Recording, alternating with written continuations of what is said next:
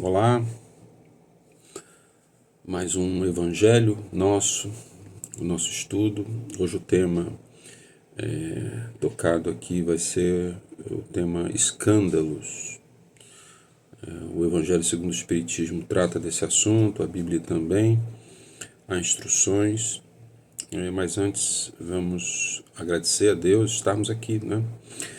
Frente a frente, encarnados, que a gente consiga entender o propósito disso, entender a nossa subida nessa escada da nossa própria evolução e que a gente siga em frente em paz. Em determinado momento, achou Jesus importante tocar num assunto que interessa a todos e é tão presente no nosso dia a dia, que são os escândalos. O escândalo é uma manifestação importante, porque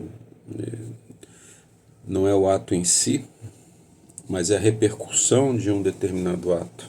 Porque um ato em si, permanecido em segredo, não proporciona escândalos, mas divulgado e sabido por todos, escandaliza uma comunidade, escandaliza um grupo de pessoas. E nós, quando temos qualquer tipo de atitude, a gente sempre essa atitude sempre repercute nas outras pessoas. Você briga com o seu filho, mas a funcionária que trabalha na sua casa ouviu, a sua esposa ouviu, ele falou para uma outra pessoa, a gritaria repercutiu no vizinho. Então nós deixamos traços dessa atitude que foi entre pai e filho nas outras pessoas. Isso é o escândalo. Na parábola do filho pródigo, há um escândalo na atitude do filho de querer a sua parte da fortuna do pai. Isso desmoralizava muito o pai naquela época, e o filho quis isso e foi então tentar a vida em outra cidade, foi gastar o dinheiro que era dele por herança, ainda com o pai em vida. E depois que ele percebe o que ele fez, ele volta e o pai retorna o filho à casa, e ele tem uma atitude. Primeiro abraça o filho, apagando o traço que existe entre os dois. Depois ele manda matar um boi e oferecer para a comunidade.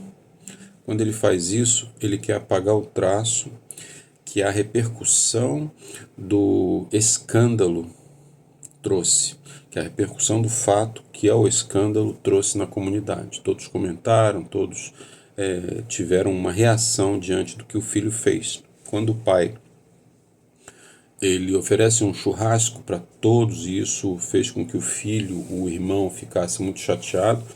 Quando o pai faz isso, ele está tentando tirar o traço que ele deixou na comunidade, apagando o escândalo. Então, o escândalo, ele é pernicioso, mas segundo palavras de Jesus, ele é fundamental. É importante que o escândalo aconteça, mas é importante que você não venha do escândalo. Então, por que é importante que o escândalo aconteça? Porque estamos aqui em provas e expiações, precisamos da divulgação dos nossos atos, para que essa divulgação faça com que as outras pessoas reflitam e alterem os seus próprios atos.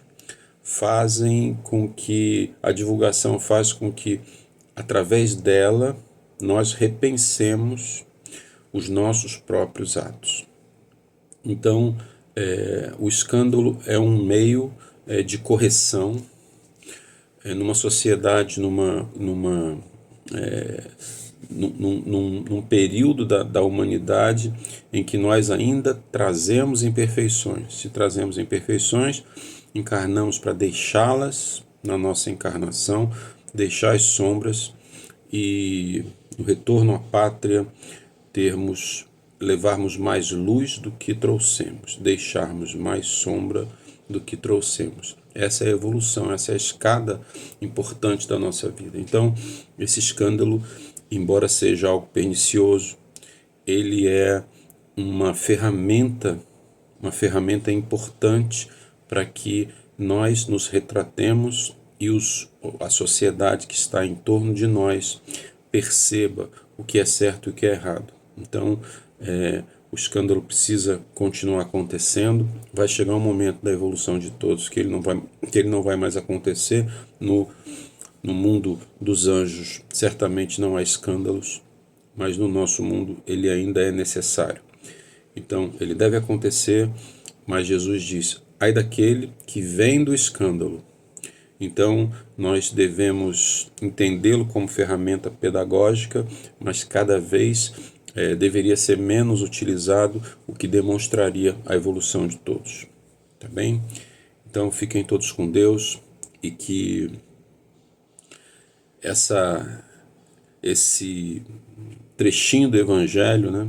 O Evangelho é composto por histórias muito curtas, muito simples, de fácil entendimento, mas de uma interpretação que precisa ser sofisticada, muitas vezes com auxílio de outras literaturas, com auxílio de palestrantes, com auxílio de pessoas que vêm colocar luz em trechos dele que a gente não conseguiu enxergar. É um livro tão importante que o Chico Xavier lia 2 vezes por ano e talvez ele tenha lido quase 200 vezes esse evangelho. Uma pessoa com a extensão moral de Chico Xavier não leria um livro 2 vezes se ele não lhe trouxesse algo novo. E talvez nessas 100 e poucas leituras que ele fez do livro, ele tenha percebido algo novo em cada uma delas. Tá bem? Então, nessa finalização, eu convido a todos para que façam do Evangelho não um livro para ser lido como um romance, mas um livro para ser lido constantemente enquanto a gente estiver por aqui encarnado, porque vai criar para todos nós uma série de parâmetros morais que vai nos ajudar muito na nossa evolução. Fiquem todos com Deus.